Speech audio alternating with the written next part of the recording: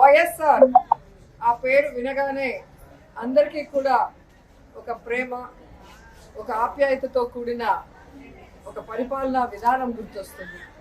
ఎందుకంటే పరిపాలనకి ఈరోజు మానవత్వాన్ని అద్ది ప్రతి ఒక్కరి గుండెల్లో చిరస్థాయిగా నిలిచిపోయారు వైఎస్ఆర్ గారు.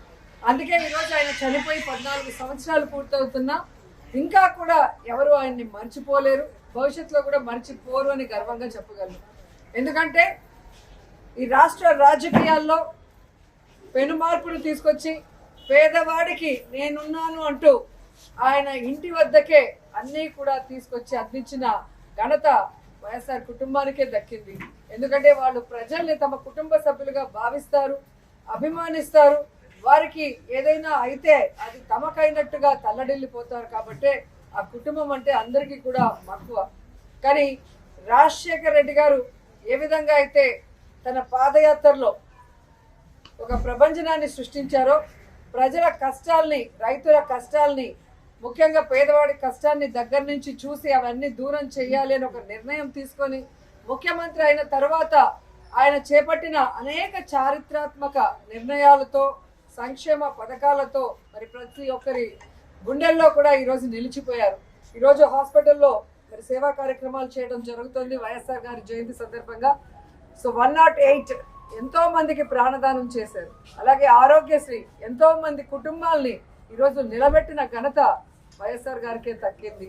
అలాగే రైతన్న వాడు బాగుంటే రాష్ట్రం బాగుంటుంది, దేశం బాగుంటుందని నమ్మారు. కాబట్టే రైతులకి అడిగింది కూడా చేయటం మనం అందరం కూడా గుర్తుపెట్టుకోవాల్సిన విషయం. ఇలా చెప్పుకుంటూ పోతే ఎన్నో. అందుకే వైఎస్ఆర్ అంటే ఒక బ్రాండ్, ఆయన ఒక లెజెండ్. సో రాజశేఖర రెడ్డి గారు మనకి కనిపించకుండా పోయిన తర్వాత అందరూ కూడా తల్లడిల్లిపోయాం. రాజన్న రాజ్యం లేకుండా ఎలా బ్రతకాలి, రాజన్న లేకుండా మనం ఎలా ముందుకు సాగాలి అని ఎంతోమంది భయభ్రాంతులకి, అలాగే బాధ తప్త హృదయంతో చాలా మంది ప్రాణాలు కూడా విడవటం మనం అందరం కూడా చూసాం.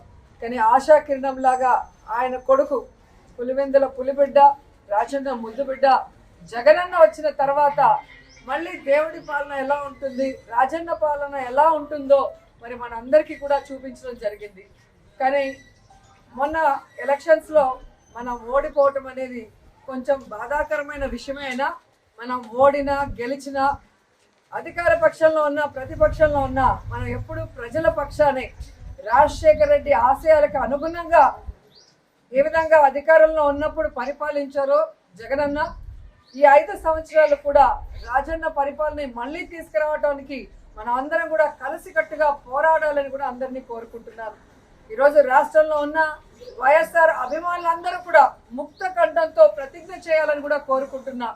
రాజన్న పాలన మళ్ళీ రావాలి, రాజన్న బిడ్డ మళ్ళీ ముఖ్యమంత్రి అవ్వాలి, మళ్ళీ పేదవాళ్ళ ప్రజల మొహాల్లో చిరునవ్వు రావాలి, వాళ్ళ కష్టాలు దూరం అయ్యే విధంగా మనం అందరం కలిసికట్టుగా పనిచేయాలని కోరుకుంటూ ఈరోజు వైఎస్ఆర్ గారి జయంతి సందర్భంగా ఆయన విగ్రహానికి పూలమాల వేసి ఇక్కడ సేవా కార్యక్రమాలకి అందరూ కూడా వచ్చిన ప్రతి ఒక్కరికి పేరు పేరున కృతజ్ఞతలు తెలియజేసుకుంటున్నాను.